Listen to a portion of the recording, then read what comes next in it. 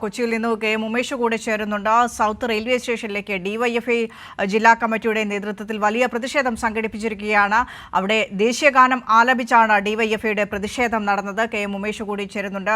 ഉമേഷ, വലിയ പ്രതിഷേധം ഉയർത്തിയിരുന്നു നേരത്തെ തന്നെ. ഈ സംഭവം ഉണ്ടായതിന് പിന്നാലെ, വിവാദമായതിന് പിന്നാലെ തന്നെ വലിയ പ്രതികരണവുമായി ഡിവൈഎഫ്ഐ രംഗത്തെത്തിയിരുന്നു. പ്രതിഷേധം ഏത് രീതിയിലായിരുന്നു? ജില്ലാ കമ്മിറ്റിയുടെ നേതൃത്വത്തിലാണ് സംഘടിപ്പിച്ചത് ഡിവൈഎഫ്ഐ.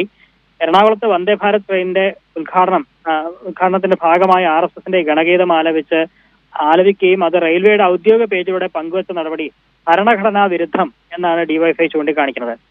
രാജ്യത്താകെ വർഗീയ വിദ്വേഷത്തിന്റെ വിഷവിത്തുകൾ പാകുകയാണ് RSS എന്ന് ഡിവൈഎഫ്ഐ ചൂണ്ടിക്കാണിക്കുന്നു. അങ്ങനെയുള്ള RSSന്റെ ഗണഗീതം ഒരു പൊതു സംവിധാനത്തിന്റെ ഭാഗമായുള്ള ട്രെയിൻ ഉദ്ഘാടനത്തിൽ ആലപിച്ച് അത് റെയിൽവേയുടെ ഔദ്യോഗിക പേജിൽ പങ്കുവെക്കുന്നതിലൂടെ ഭരണഘടന മുന്നോട്ട് വയ്ക്കുന്ന മതനിരപേക്ഷ കാഴ്ചപ്പാടിന് വിരുദ്ധവും ഏതെങ്കിലും രാഷ്ട്രീയ മത സാമുദായിക പക്ഷപാതിത്വത്തോടു കൂടി പൊതു സ്ഥാപനങ്ങൾ ഉപയോഗിക്കുന്നതിനെതിരായ ഭരണഘടനാ നിർദ്ദേശങ്ങളുടെ ലംഘനവുമാണ് അതാണ് ഇപ്പോൾ റെയിൽവേ ചെയ്തിട്ടുള്ളത് എന്നാണ് ഡിവൈഎഫ്ഐ ചൂണ്ടിക്കാണിച്ചിരിക്കുന്നത്.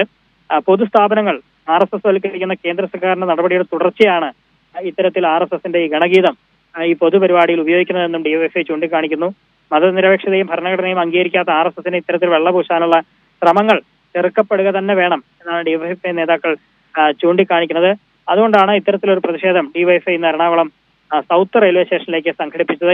ഈ പ്രതിഷേധത്തിനൊടുവിൽ ഈ ഭരണഘടനയുടെ ആമുഖം ഉയർത്തിപ്പിടിച്ചുകൊണ്ടായിരുന്നു പ്രതിഷേധം അവസാനിച്ചത്. ദേശീയഗാനം ആലപിച്ചുകൊണ്ടാണ് ഡിവൈഎഫ്ഐ ഈ പ്രതിഷേധ പരിപാടി അവസാനിപ്പിക്കുകയും ചെയ്തത്.